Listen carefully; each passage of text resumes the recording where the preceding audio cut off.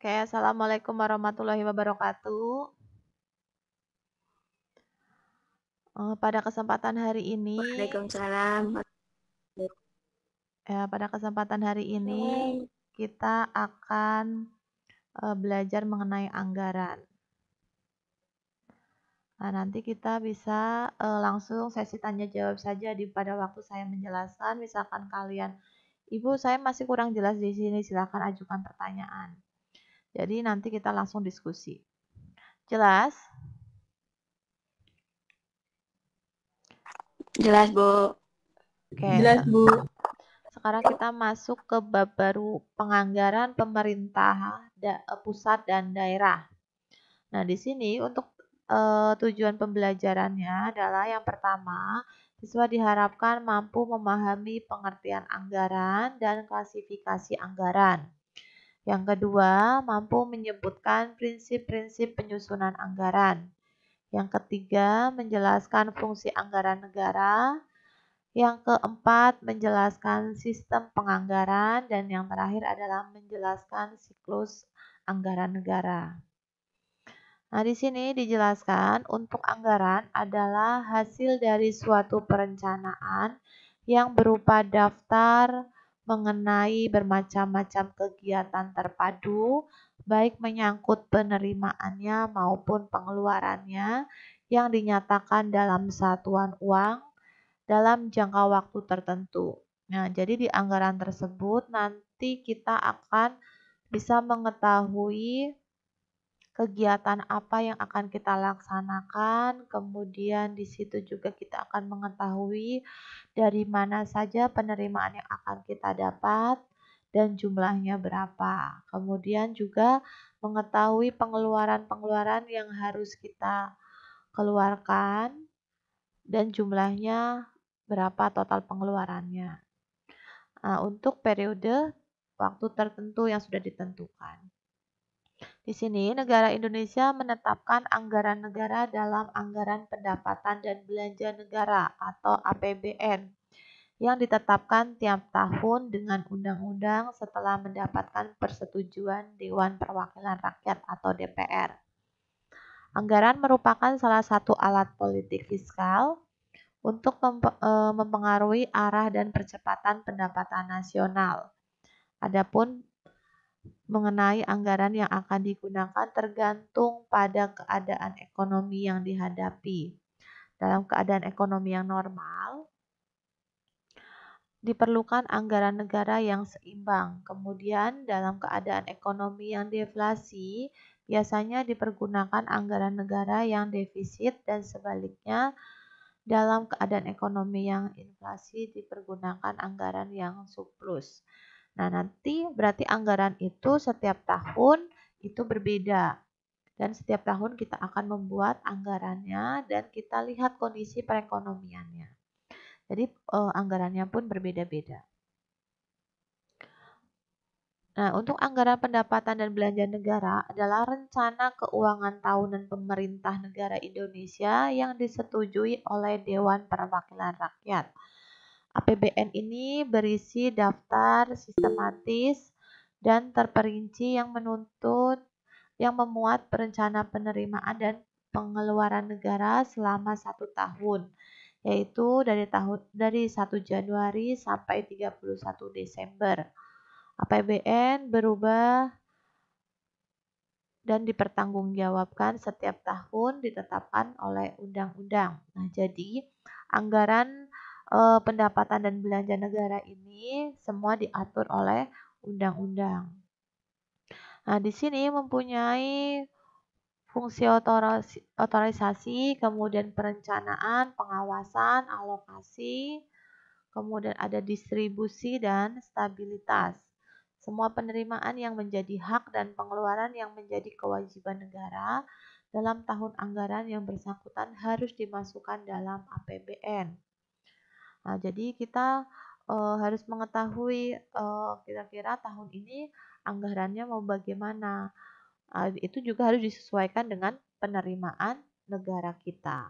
Nah, penerimaan negara kita dari mana? Dari perpajakan, dari bea masuk dan bea keluar, kemudian dari bisa negara. Tuh. Umumnya, anggaran negara dapat diklasifikasikan atas dua kategori. Yang pertama, anggaran berimbang dan anggaran tidak seimbang. Untuk anggaran berimbang disusun sedemikian rupa sehingga setiap pengeluaran pemerintah dapat dibiayai oleh pemerintah dari sektor pajak atau sejenisnya, yaitu suatu kondisi di mana penerimaan pemerintah sama dengan pengeluaran pemerintah. Nah, ini yang dinamakan berimbang. Jadi, antara pendapatan dengan pengeluaran itu harus sama atau balance. Dan yang kedua, untuk anggaran tidak seimbang adalah anggaran yang terdiri dari anggaran surplus dan anggaran defisit. Anggaran surplus yaitu pengeluaran lebih kecil daripada penerimaan. Nah, ini yang bagus, pengeluarannya lebih kecil daripada penerimaannya. Berarti kita masih bisa menyisihkan untuk APBN di tahun berikutnya karena pengeluaran di tahun sekarang itu surplus atau lebih kecil. Sedangkan anggaran defisit yaitu pengeluaran lebih besar daripada penerimaan. Nah, ini yang harusnya diminimalisir. Karena dengan adanya penerimaan yang lebih kecil, nanti kita pasti akan menambah utang kita. Tuh, tapi dengan adanya penerimaan yang lebih besar, kita akan bisa mempunyai tabungan atau menyisihkan untuk keperluan-keperluan yang lain. Nah, anggaran belanja yang tidak seimbang biasanya akan mempunyai pengaruh yang berlipat ganda terhadap pendapatan nasional. Nah, contohnya saja kalau misalkan, oh ternyata sekarang penerimaannya lebih kecil. Nah, pengeluarannya berarti lebih besar. Nah, itu pengaruhnya apa? Kita bisa negara kita pasti akan menambah utangnya. Tuh. Kemudian prinsip penganggaran. Yang pertama ada demokratis. Nah, demokratis di sini berarti mengandung makna bahwa anggaran negara baik yang berkaitan dengan pendapatan maupun yang berkaitan dengan pengeluaran harus ditetapkan melalui suatu proses yang mengikut sertakan sebanyak mungkin unsur masyarakat. Nah, namanya demokratis berarti harus ada musyawarah.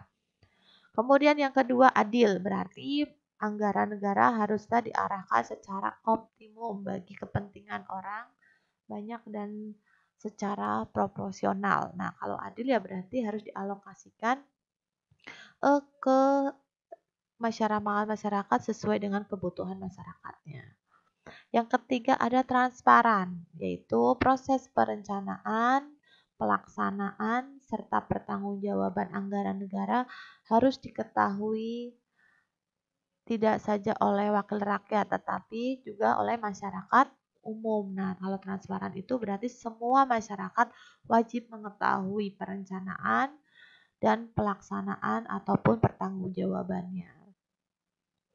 Kemudian yang keempat, bermoral tinggi. Artinya pengelolaan keuangan negara harus berpegang kepada peraturan perundang-undangan yang berlaku.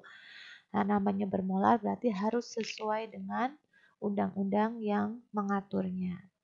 Yang kelima, berhati-hati. Berarti pengelolaan anggaran negara harus dilakukan secara berhati-hati karena jumlah sumber dana yang terbatas dan mahalnya harga. Nah, ini kita harus hati-hati, kita harus memilih harga-harga yang ekonomis, kemudian kita juga harus mengutamakan mana yang lebih penting. Jadi karena sumber dananya terbatas sehingga kita sudah mendahulukan yang lebih pentingnya. Yang keenam, akuntabel. Nah, berarti bahwa pengelolaan keuangan negara haruslah dapat dipertanggungjawabkan setiap saat secara internal maupun eksternal kepada rakyat. Nah, ini kita harus akuntabel, jadi harus bisa dipertanggungjawabkan dalam semua baik itu APBN maupun laporan keuangannya. Nah, di sini ada fungsi anggaran. Fungsi anggaran itu ada 3, fungsi alokasi, fungsi distribusi, dan fungsi stabilitas. Untuk fungsi alokasi, pemerintah mengadakan alokasi terhadap sumber-sumber dana untuk mengadakan barang-barang kebutuhan seorangan, dan sasaran yang dibutuhkan untuk kepentingan umum. Nah, itu jadi harus menentukan alokasi mana dulu yang akan kita kejar. Tuh. Atau misalkan kita alokasi mana yang menghasilkan pendapatan yang lebih besar dari pajaknya. Nah, yang kedua ada fungsi distribusi. Pemerintah melakukan penyeimbangan, penyesuaian, pembagian pendapatan, dan kesejahteraan masyarakat. Nah, ini distribusinya harus sesuai dengan kebutuhan dari masyarakat yang berbeda-beda, baik itu tempatnya maupun pendapatannya. Nah, yang terakhir ada fungsi stabilitas. Pemerintah meningkatkan kesempatan kerja serta stabilitas harga barang-barang kebutuhan masyarakat dan menjamin selalu meningkatkan pertumbuhan ekonomi yang baik. Nah, untuk fungsi stabilitas misalkan, sekarang harga beras sedang tinggi. Nah, makanya kadang ada istilah subsidi dari pemerintah. Nah, dengan barang yang disubsidi pemerintah nanti harganya tidak akan melonjak tinggi, tapi masih setara dengan masih bisalah disetarakan atau diminimalisir harganya terjangkau untuk masyarakat baik dari kalangan menengah, rendah ataupun tinggi. Nah, untuk sistem anggaran negara di sini yang pertama anggaran untuk pemerintah pusat. Nah, itu ada anggaran rutin, ada anggaran pembangunan, kemudian untuk anggaran belanja untuk daerah. Nah, yang ini itu adalah untuk daerah-daerah tertentu, misalkan akan mengadakan perbaikan jalan. Nah, ini kita anggarkan untuk daerah mana? Tuh. Kemudian berikut penyusunan dan penetapan APBN. Yang pertama, APBN merupakan wujud pengelolaan keuangan negara yang ditetapkan tiap tahun dengan undang-undang. Nah, APBN itu dibuat setiap tahun dan undang-undang sebagai acuannya. Yang kedua, APBN terdiri atas anggaran pendapatan, anggaran belanja, dan anggaran pembiayaan. Jadi di APBN itu nanti dianggarkan kira-kira pendapatan kita dari mana saja, jumlahnya berapa, kemudian anggaran pembelanjaannya, belanja apa saja yang harus dilakukan oleh negara tersebut, jumlahnya berapa, dan pembiayaan apa saja yang harus dibayar oleh negara tersebut. Nanti akan diketahui jumlahnya. Nah, nanti dari APBN tersebut kita akan mengetahui apakah pendapatan lebih besar dari anggaran belanja atau pembiayaannya. Nah, misalkan Bu ternyata untuk anggaran dan pembiayaannya itu malah justru lebih tinggi dari pendapatan. Nah, berarti kan kurang. Nah, kekurangan tersebut nanti kita akan komunikasikan atau diskusikan atau musyawarahkan bersama agar tidak ada pembelanjaan dan pembiayaan yang lebih dari pendapatan yang didapat oleh negara tersebut. Yang ketiga, pendapatan negara terdiri atas penerimaan pajak, penerimaan bukan pajak, dan hibah. Nah, itu jadi ada 3 pendapatan negara, dari pajak, dari bukan pajak, dan dari hibah. Yang keempat, belanja negara dipergunakan untuk keperluan penyelenggaraan tugas pemerintah pusat dan pelaksanaan pertimbangan keuangan antara pemerintah pusat dan daerah. Yang kelima, belanja negara dirinci menurut organisasi. 6. APBN disusun sesuai dengan kebutuhan penyelenggaraan pemerintah negara. Yang ketujuh, penyusunan RAPBN berpedoman pada rencana kerja pemerintah dalam rangka mewujudkan tercapainya tujuan bernegara. 8. Rencana kerja dan anggaran disusun berdasarkan prestasi kerja yang akan dicapai. Nah, pokoknya untuk anggaran itu pasti selalu kita mengutamakan tujuan negara kita apa. Yang kesembilan, dalam hal anggaran diperkirakan defisit, ditetapkan sumber-sumber pembiayaan untuk menutup defisit tersebut dalam undang-undang tentang APBN. Nah, kalau misalkan tadi yang saya singgung di atas, kalau misalkan pendapatannya lebih kecil, nah kita harus musyawarahkan kira-kira kita akan mendapatkan pembiayaan dari mana lagi untuk menutup kekurangan tersebut. Yang ke-10, Defisit anggaran yang dimaksud dibatasi maksimal 3% dari produk domestik bruto. Jumlah pinjaman dibatasi maksimal 60% dari produk domestik bruto. Nah, semuanya ada aturannya. Jadi, ini kurangnya sekian. Nah, ya udah di ACC saja. Tidak, kita masih ada undang-undang yang mengaturnya. Berapa persen untuk pinjaman dan berapa persen untuk anggaran yang harus kita bayar. Kemudian yang ke-11, dalam hal anggaran surplus, pemerintah dapat mengajukan rencana penggunaan surplus kepada anggota DPR-nya. Nah, di sini misalkan surplus kan berarti kita mempunyai kelebihan dari pendapatan. Nah, kalau misalkan kita akan menggunakan kelebihan tersebut, ya kita harus mengajukan rencana penggunaannya. Yang ke-12, APBN yang disetujui DPR terinci sampai dengan unit organisasi, fungsi, program, kegiatan, dan jenis belanja. Terakhir, apabila DPR tidak menyetujui rencana undang-undang tentang APBN, pemerintah pusat dapat melakukan pengeluaran setinggi-tingginya sebesar APBN tahun lalu. Nah, jadi misalkan tidak disetujui, kita masih menggunakan APBN tahun sebelumnya. Tuh, di sini ada penganggaran pemerintah pusat. Untuk penganggaran pemerintah pusat di sini senantiasa dihadapkan pada kejadian pasti pada kedua sisi. Ketidakpastian yang dihadapi rumah tangga dalam perusahaan atau menyusun anggaran juga dihadapi oleh para perencanaan anggaran yang bertanggung jawab menyusun rencana anggaran pendapatan dan belanja negara. Yang akan menjadi anggaran pendapatan dan belanja negara nantinya setelah disahkan oleh pemerintah dengan persetujuan DPR.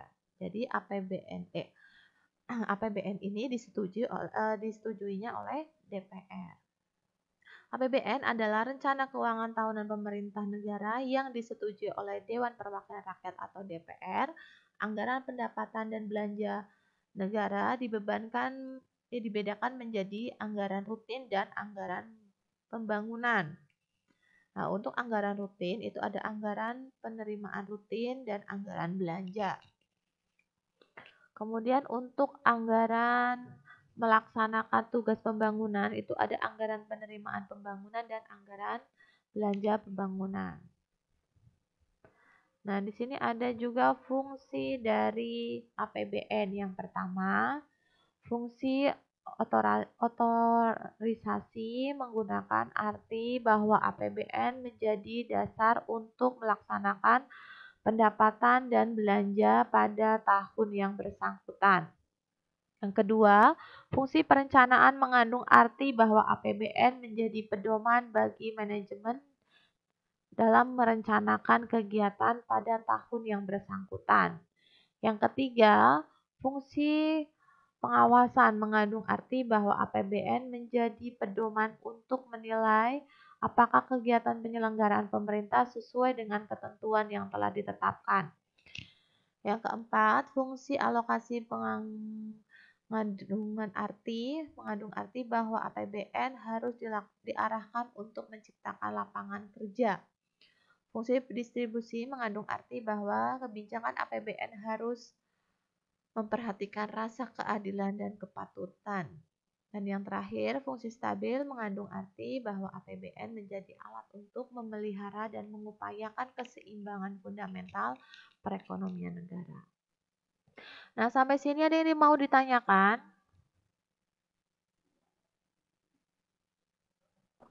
Ada, Bu. Oke, silahkan.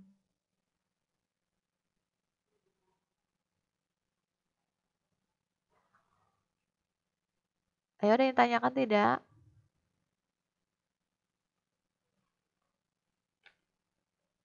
Halo, Teman masih mendengar suara saya?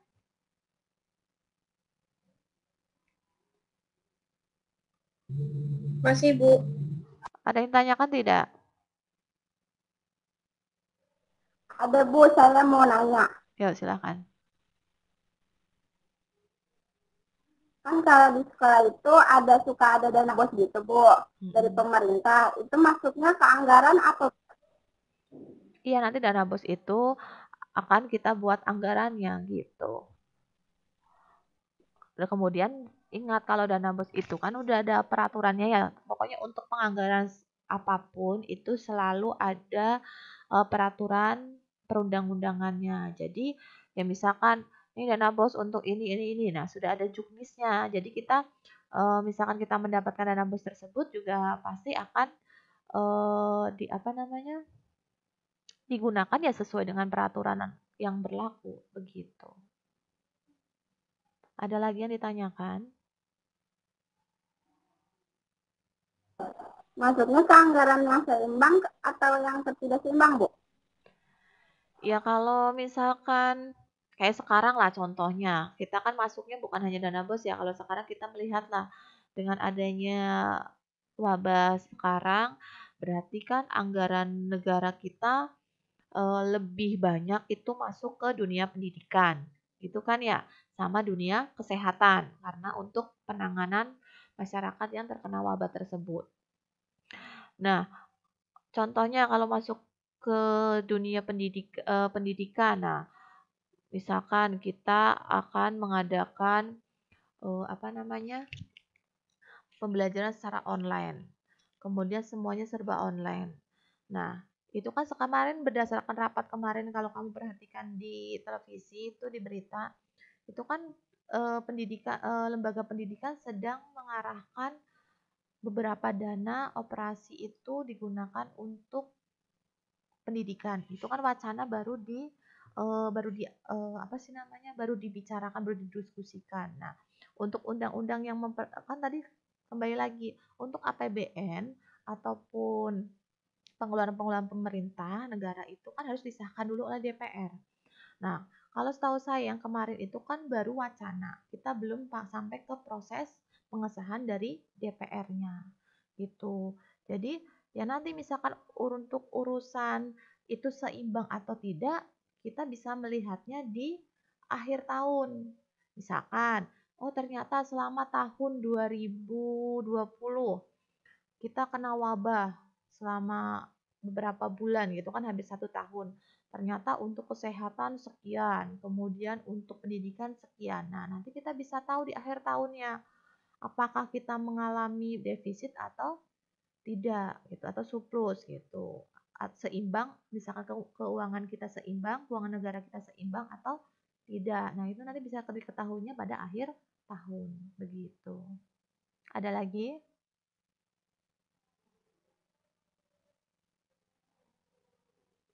Ya, ada lagi tidak?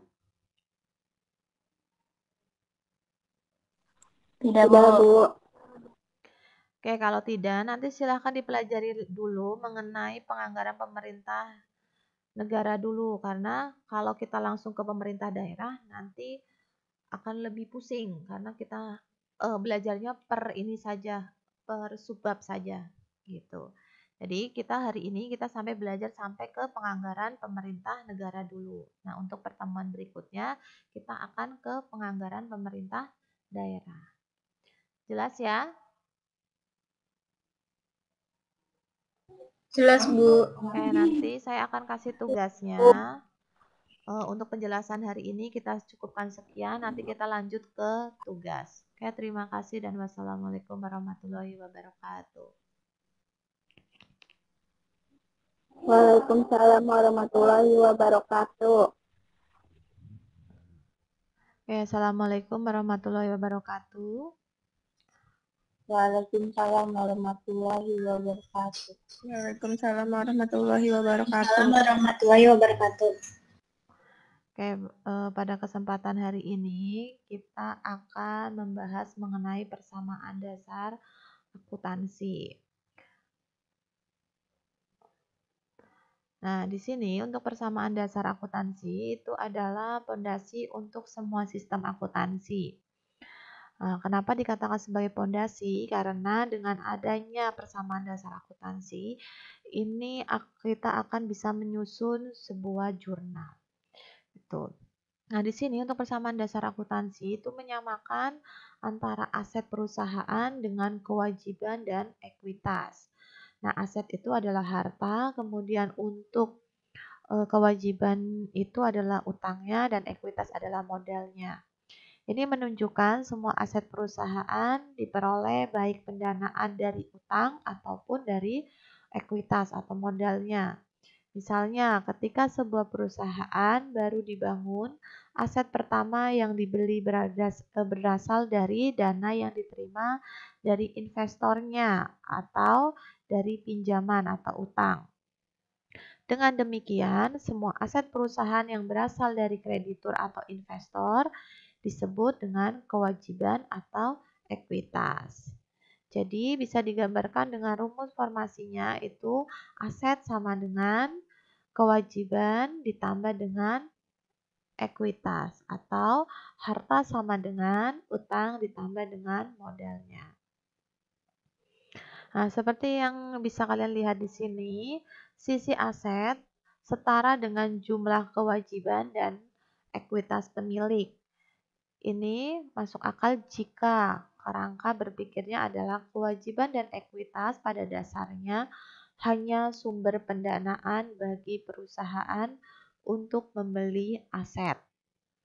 Tuh, jadi tadi sudah dijelaskan di atas, untuk kewajiban dan modalnya atau ekuitas itu berasal bisa dari investor, bisa dari kreditur. Nah, kreditur itu berarti kita meminjam.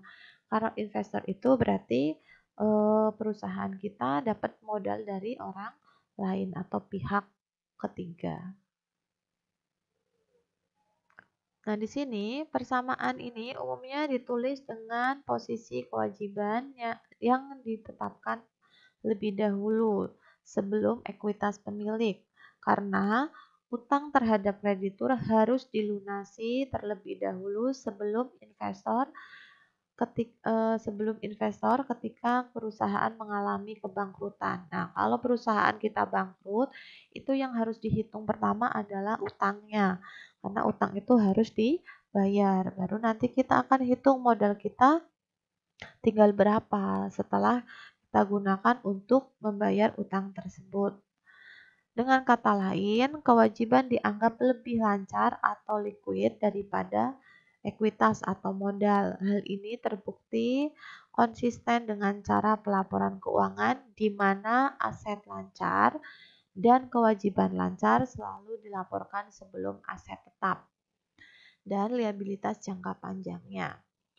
Nah, maksudnya di sini, pokoknya yang perlu kalian ingat, setiap perusahaan kita mengalami kebangkrutan atau gulung tikar, yang harus kita utamakan adalah menghitung berapa utang kita yang harus kita lunasi. Barulah kita beralih, aset kita masih ada berapa atau harta kita masih ada berapa, modal kita tinggal berapa.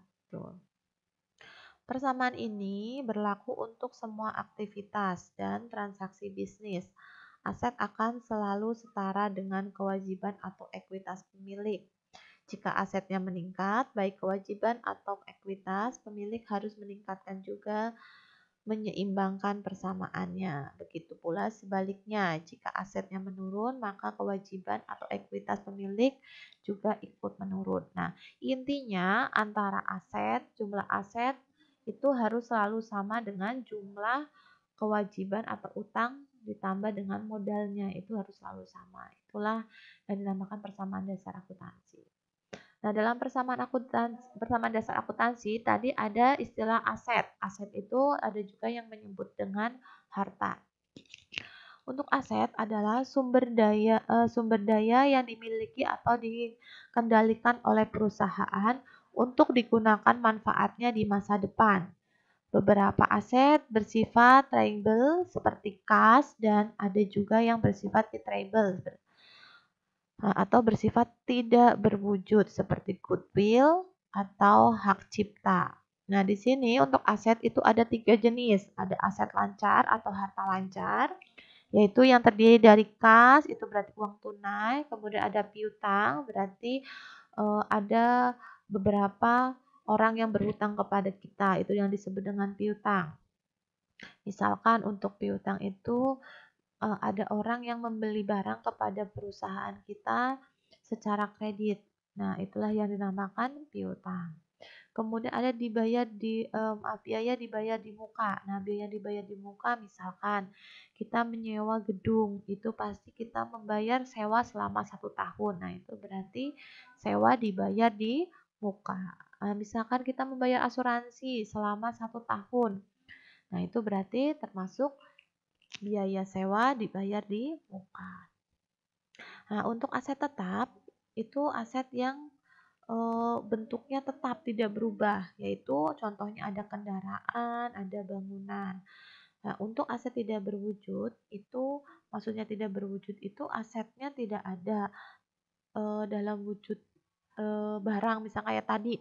Kalau aset tetap kan kendaraan, berarti wujudnya kendaraan. Nah, kalau aset tidak berwujud itu maksudnya aset yang hanya dalam bentuk dokumen, kertas, lembar kertas. Nah, itu dinamakan aset tidak berwujud. Jadi dokumen-dokumen lah. Contohnya di sini untuk perusahaan itu ada goodwill, ada hak cipta, ada paten. Itu. Kemudian setelah aset, kita akan belajar mengenai kewajiban atau liabilitas. Atau ada yang menyebut juga sebagai utang. Adalah sejumlah dana yang perusahaan pinjam dari pihak lain atau kreditur dan harus dilunasi sesuai waktu yang sudah disepakati. Bentuk kewajiban yang umumnya adalah utang. Utang merupakan kebalikan dari piutang. Kalau utang itu kita yang berhutang kepada pihak lain. Kalau piutang berarti pihak lain yang berhutang kepada kita. Tuh. Nah, untuk kewajiban atau liabilitas itu kita dibagi menjadi dua. Ada utang jangka pendek, ada utang jangka panjang.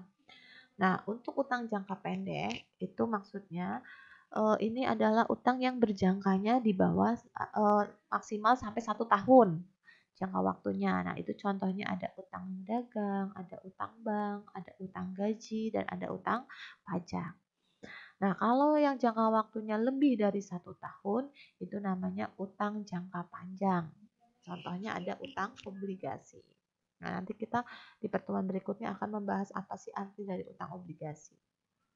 Setelah kewajiban atau utang, kita belajar mengenai ekuitas atau modal. Itu adalah bagian dari aset perusahaan yang dimiliki oleh pemegang saham atau pihak ketiga. Pemilik dapat meningkatkan bagian kepemilikan mereka dengan menginvestasikan dana kepada perusahaan atau mengurangi ekuitas dengan menarik dana perusahaan. Nah, jadi ekuitas itu atau modal itu bisa bertambah, bisa berkurang atau bisa dinaikkan, bisa juga diturunkan. Tuh. Nah, kalau kita akan meningkatkan modal ya berarti kita harus menginvestasikan dana lagi. Kalau kita akan menurunkan modalnya berarti kita mengambil uang tersebut untuk keperluan pribadi. Di sini ada beberapa akun ekuitas atau akun modal yang umumnya ada seperti contohnya ada modal pemilik, penarikan pemilik atau prive, kemudian ada laba ditahan, ada saham biasa, dan ada modal di store. Nah, sekarang kita perhatikan untuk contoh persamaan dalam akuntansi. Di sini dicontohkan untuk Gus adalah seorang pengusaha yang ingin memulai sebuah perusahaan yang menjual alat tulis. Nah, ini berarti perusahaan dagang. Dia usahanya adalah menjual alat tulis. Alat-alat musik. Setelah menabung selama setahun, Gus memutuskan untuk secara resmi memulai bisnisnya dengan membentuk Witars dengan menginvestasikan dana sebesar 100 juta rupiah kepada perusahaan barunya. Transaksi bisnis ini meningkatkan kas perusahaan dan meningkatkan modal atau ekuitas dengan jumlah yang sama. Nah, kita lihat persamaan dasar akuntansinya. Jika ada penanaman modal atau investasi, berarti persamaan dasar akuntansinya itu ada aset dalam bentuk kas, berarti bertambah sebesar 100 juta rupiah. Kemudian ekuitas dalam bentuk modal pemilik itu sebesar 100 juta rupiah. Nah, kalian bisa lihat di sini untuk aset jumlahnya 100 juta rupiah. Untuk sisi kewajiban dan ekuitas, di sini ada ekuitas sebesar 100 juta rupiah. Nah, inilah yang dinamakan persamaan, sama jumlahnya. Tuh, sampai di sini ada yang ditanyakan?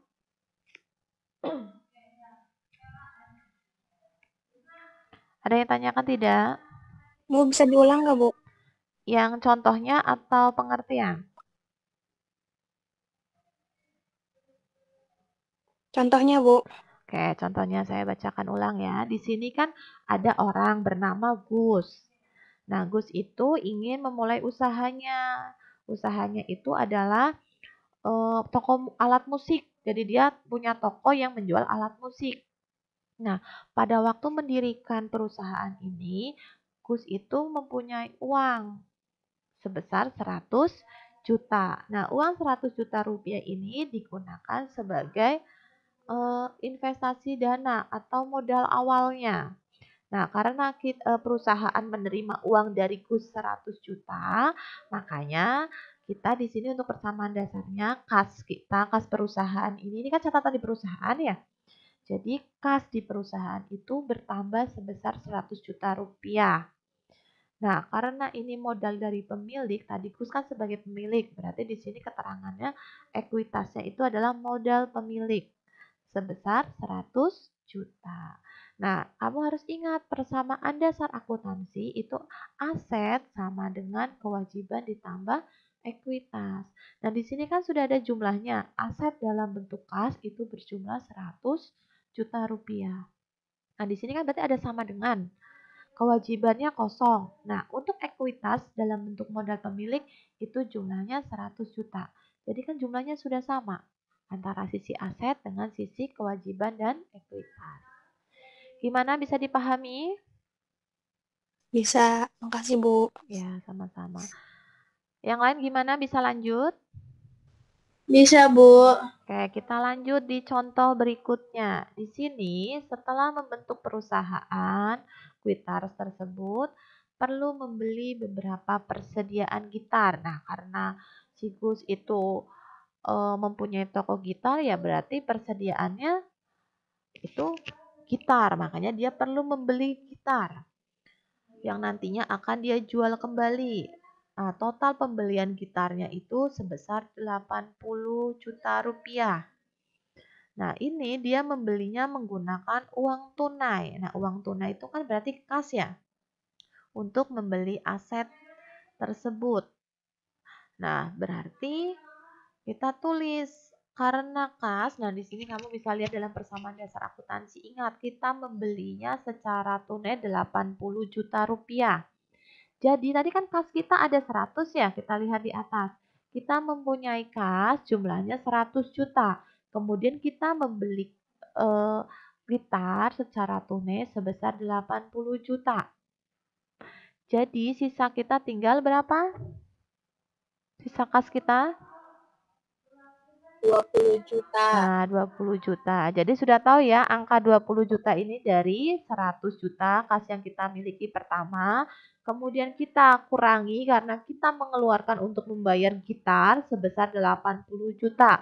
Jadi kasnya, saldo kasnya atau sisa kas itu tinggal 20 juta. Kemudian, kan tadi membeli gitar ya, sebagai persediaan nih. Ada kata persediaan gitar itu digunakan sebagai persediaan.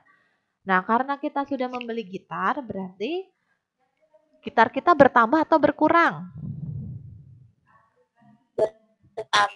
Nah, bertambah. Makanya di sini persediaan itu kita bertambah sebesar 80 juta. Nah, modal pemilik kita tidak berubah. Kita tetapkan saja 100 juta di sini karena kita transaksinya hanya ada di sisi aset, yaitu kas dan persediaan. Kamu bisa lihat di sini. Untuk kas dan persediaan itu kan masuk ke aset, ya kan? Nah, kita totalkan 20 juta rupiah ditambah 80 juta rupiah. Berapa totalnya? 100 juta. 100 juta. Nah, ada 100 juta rupiah. Berarti sama tidak antara aset dengan kewajiban dan ekuitas? Nah, sama di sini ada 100 juta, yaitu dari 20 juta ditambah 80 juta. Di sini ada modal pemilik sebesar 100 juta. Sampai di sini jelas? Jelas, Bu. Oke. Jelas. Kita lanjut ke contoh berikutnya. Setelah 6 bulan, Quitars kembali pesan dan perlu mencari tempat bisnis baru. Gus memutuskan bahwa hal ini paling masuk akal untuk Quitars untuk membeli sebuah gedung. Nah, setelah 6 bulan, Gus berpikir untuk membeli gedung. Karena Quitars tidak memiliki uang tunai 500 juta untuk membeli gedung. Nah, berarti harga gedungnya itu 500 juta, tapi Gus tidak mempunyai uang 500 juta. Perusahaan harus mengambil pinjaman. Nah, akhirnya dia memutuskan untuk meminjam untuk membeli gedung seharga 500 juta dengan membayar 10 jutanya uang tunai dan meminjam ke bank sebesar 490 juta. Jadi kamu harus ingat di sini di garis bawahi harga gedungnya 500 juta. Gus hanya membayar sebesar 10 juta. Gus mempunyai utang ke bank sebesar 49 juta. Tuh. Nah, di sini untuk transaksi bisnisnya ini menurunkan kas sebesar 10 juta. Kenapa kasnya turun 10 juta? Karena kita gunakan untuk membayar gedung tersebut. Jadi kas kita berkurang lagi 10 juta. Nah, meningkat aset berupa gedung. Nah, kita jadi punya gedung karena tadi kita sudah membeli gedung. Aset kita bertambah dalam bentuk gedung sebesar 500 juta. Dan meningkatkan kewajiban. Karena kita meminjam bank sebesar 490 juta, jadi kewajiban kita bertambah. Nah, kita bisa lihat di persamaan dasar akuntansinya di sini. Nah, untuk kasnya, tadi kan kas kita ada 20 juta kan ya? Kas kita ada 20 juta. Nah, kita gunakan untuk membayar 10 juta. Jadi, kas kita tinggal 10 juta. Nah, persediaan kita tidak berpengaruh, jadi masih utuh 80 juta.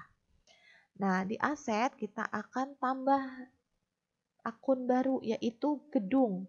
Karena tadi kita membeli gedung, gedungnya bertambah sebesar 500 juta. Nah, kemudian kita kan pinjam ke bank, jadi kewajiban kita bertambah 490 juta. Nah, modal kita tetap masih ada 100 juta.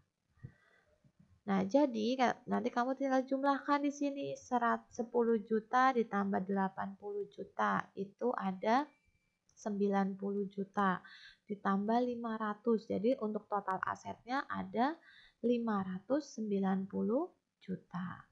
Nah, kita hitung untuk total kewajiban dan ekuitas. Kewajiban 490 juta. Modal pemilik ada 100 juta. Kita jumlahkan sama. Jadi totalnya 590 juta.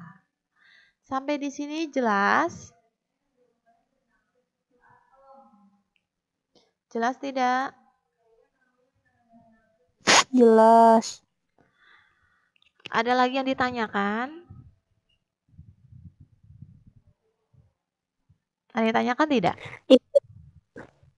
Tidak. Kalau Jadinya, gimana? jadinya kas ditambah kewajiban harus sama modal gitu, Bu. Ini loh, lihat persamaan. Di sini kan aset sama dengan kewajiban ditambah ekuitas. Nah, jadi aset itu totalnya harus sama dengan kewajiban ditambah modal. Nah, kamu lihat di sini. Tadi kan kas kita tinggal 10 juta. Ya kan? Kemudian persediaan kita 80 juta.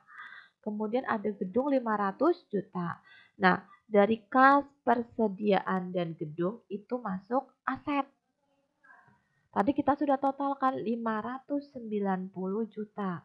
Nah, berarti kan di sini ada sama dengan nih. Sama dengan, di sini sama dengan. Nah, sama dengannya itu kewajiban ditambah ekuitas. Itu totalnya harus sama dengan total aset tadi. kamu ingat total aset tadi ada 590 juta. Nah, untuk kewajiban dan ekuitas kamu tinggal jumlahkan 490 juta ditambah 100 juta. Sama kan 590 juta. Nah, jadi yang harus kamu ingat itu ini, rumus ini. Aset sama dengan kewajiban ditambah ekuitas. Jelas? Jelas. Oke, yang lain ada yang mau bertanya lagi? Silahkan.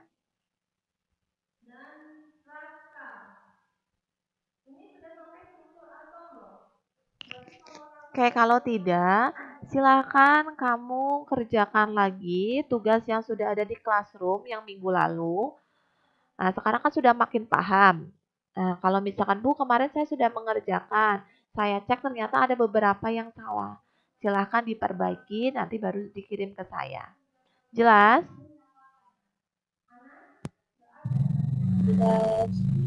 Oke, terima kasih untuk pembelajaran hari ini. Silahkan dikerjakan latihan soalnya. Kalau misalkan ada yang ditanyakan, silahkan ditanyakan ke saya. Bisa via komentar di classroom atau via WA. Oke, terima kasih dan wassalamualaikum warahmatullahi wabarakatuh. Waalaikumsalam warahmatullahi wabarakatuh.